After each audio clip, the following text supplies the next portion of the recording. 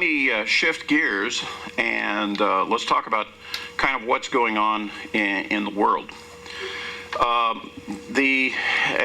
Just to summarize here very briefly, the Obama administration is in the final stages of negotiating with Iran. They're supposed to have a deadline of June 30th for the deal with Iran. There is nobody predicting that this is going to work out.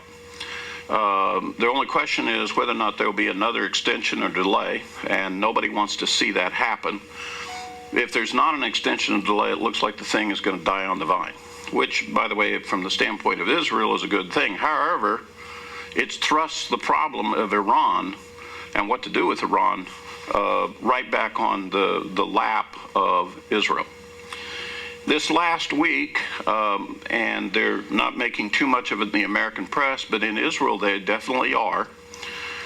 Israel did a full-blown military training exercise anticipating a full-blown war with Iran and with their northern neighbors. In fact, Israel put every aircraft that they have in their entire Air Force in the air. And it fouled up all kinds of commercial air traffic all throughout the Middle East because there was so many airplanes in the air trying to keep track of it. Israel is taking very seriously that the world is, and the Obama administration is not going to be successful with Iran. The problem is going to come right back in their lap.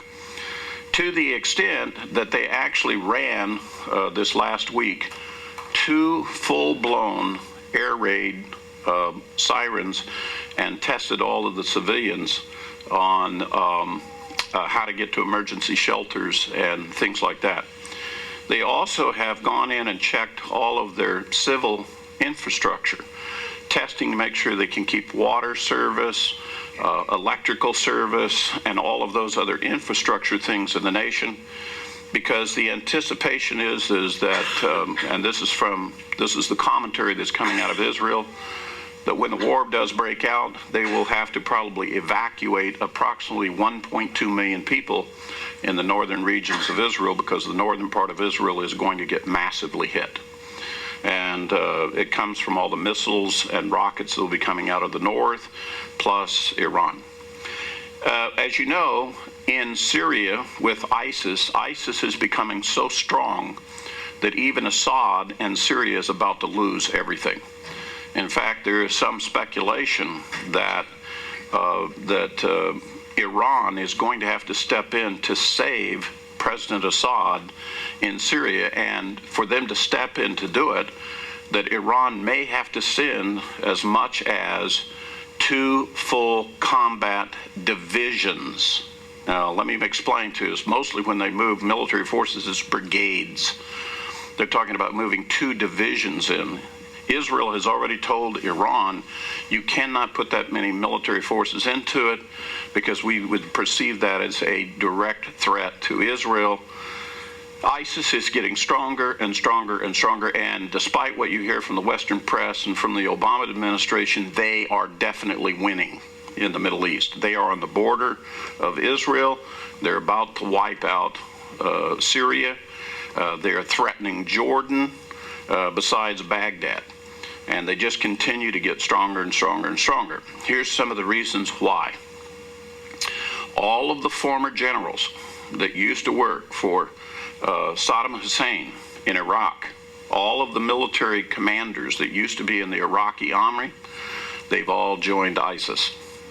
So we're actually fighting the entire military structure of a revived Iraqi army with foreign fighters coming in.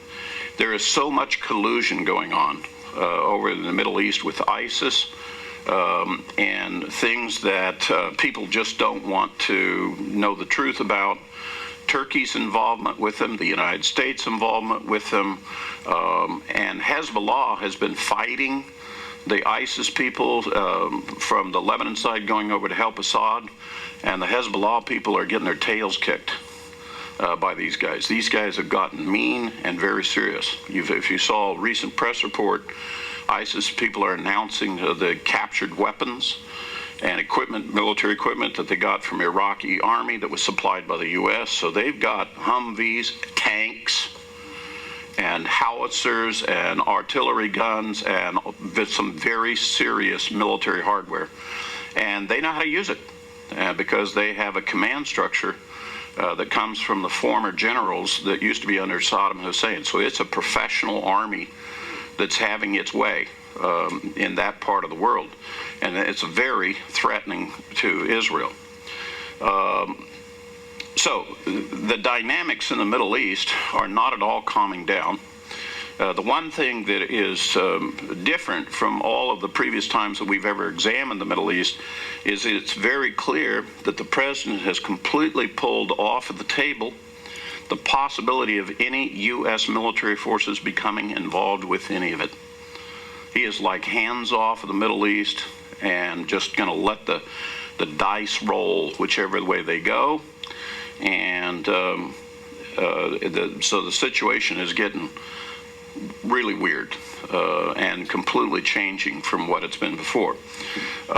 Can't make any predictions for you as to when things are going to come uncorked, but I can tell you this, based on the most recent reports, Israel is getting ready.